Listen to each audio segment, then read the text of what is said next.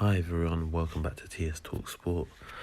Today going to be speaking about our fixture list for the 2019-2020 season. Before I get into the fixtures, I think first things first, we definitely need to get our transfer business done as soon as possible.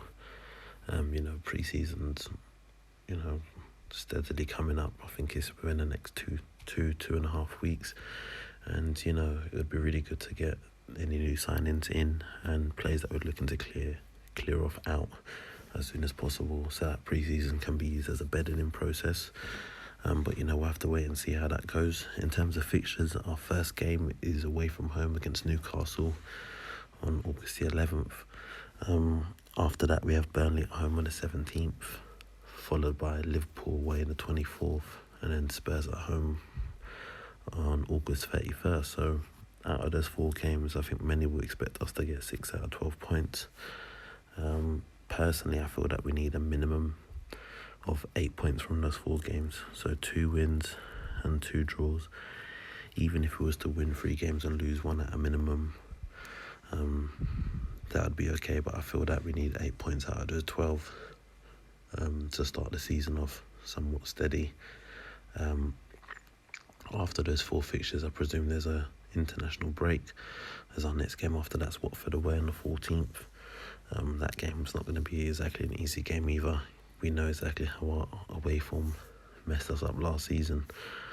Following that game, we play Villa at home on the 21st of September, and then we have United away on the 28th. Now, again, out of those 3 games, we're probably expected to get 6 points, and I believe that's what we need as a minimum. If we was to beat both Villa and Watford and get a draw away at United, that would be good also. Of course, it'd be good to go there and win. I'm not so confident we're going to go and do that. So that's, I think, 6 or 7 points out of the 9 will be ideal for us. We start October with a home game against Bournemouth on the 5th. Then I think there's another 2-week international break. And then we play Sheffield United away on the 19th. And then we host Palace on the 26th. Out of those 3 games, no disrespect to any of those sides, but I feel that we need to get 9 points. I'm not saying it's going to be easy. Palace beat us at home last season.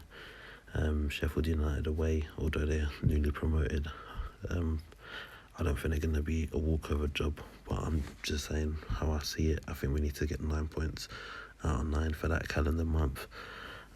Moving into November, we got a home game against Wolves on the 2nd. We know all too well about Wolves. They slapped us when we played them away towards the end of last season. After that, we have Leicester away on the 9th, another team that slapped us up towards the end of last season. We then play Southampton at home on the 23rd, and then we've got Norwich away on the 30th. Now, as much as some of these games can be banana skins, I feel that, again, out of the 4 games, we need to get a minimum of 9 points. Like I've said a minute ago, away form will be key to our season this year, and if we can fix that, along with sustaining our good home form that we had last season, we definitely should finish within the top 4. Moving on to December, the busy period, the time of the year where games come thick and fast. We have 6 games, starting with Brighton at home.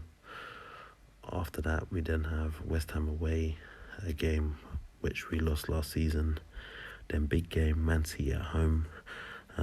They'll be stronger and even more demolishing in the league, I feel, if their Champions League ban is upheld.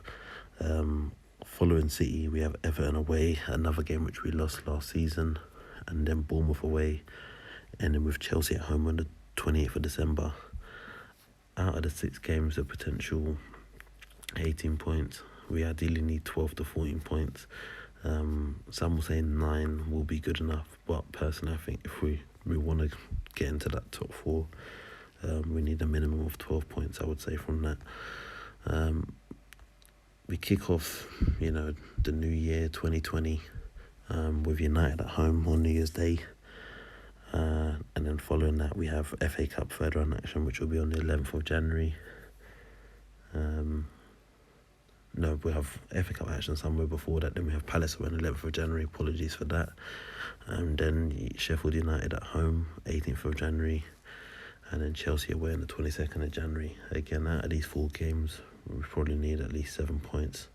So 2 wins and a draw. Not saying I want us to lose games, but, you know, I can see a defeat coming in there. But, you know, if we get 7 points out of the 12, I think that would be ideal for us. Moving into February, we have Burnley away from home on the 1st of February. The following week, we then have Newcastle at home. And then we have Everton at home on the 22nd of Feb, followed by City away on the 29th of Feb. You know, another calendar month, we have 4 games, 2 games at home, 2 games away. I'm expecting 9 points, really, from this. You know, as much as Man City are a better team than us at present, our mentality going into the game should be that this game is winnable, and I'd be glad if we were to beat them.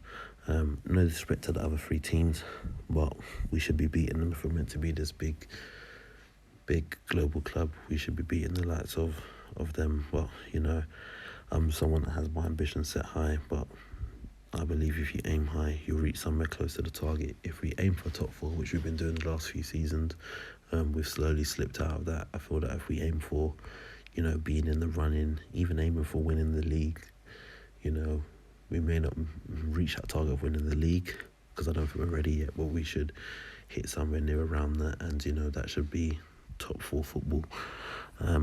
Moving on to March, we have 3 fixtures. We have West Ham at home on the 7th.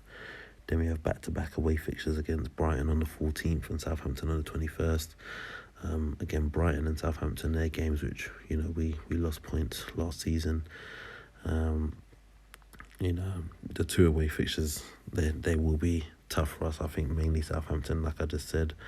But I do still expect us to pick up 6 points minimum, maybe even 7. But I don't see us doing a full sweep with those 3 teams whatsoever. Coming into the business end of the season in April, we played Norwich at home on the 4th. We then play Wolves away on the 11th, followed by Leicester at home on the 18th, and then finishing with Spurs away on the 25th of April.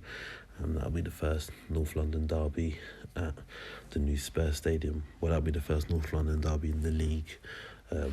You know, of course, we may get Tottenham in the FA Cup or the Carabao Cup, so we have to wait and see what happens with that. Out of those 4 games, I can see us getting 7 points, ideally 9 or even 12, but being realistic, I think 7 would be sufficient enough. I think the players know it already. We can't lose to Spurs no matter what. First North London derby within Spurs' new ground.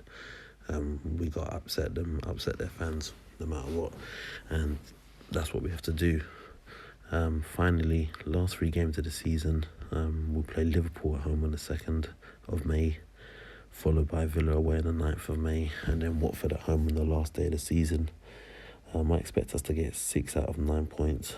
Wouldn't be surprised if we only got 3 or 4 points, but definitely 6 is what I feel would be the minimum. Overall, based on the minimum amount of points I've stated for each calendar month, I feel that if that's what we got, we should have somewhere around the likes of 79, 80 points, which personally would be sufficient enough to get into the top 4 qualification. Of course, there's no guarantee, but, you know, we'll have to wait and see how the course of the season pans out. Of course, it's not as simple as I've stated, and, you know, this will only be achievable if, you know, we sign the right players, clear out those that's not good enough, and, you know, all the players are coached well, and Unai Emery and the coaching staff and all the players do their job. That's all from me regarding the fixtures for next season. Of course, if you haven't already done so, subscribe to the channel. Thanks for listening to the video, and I'll catch you next time.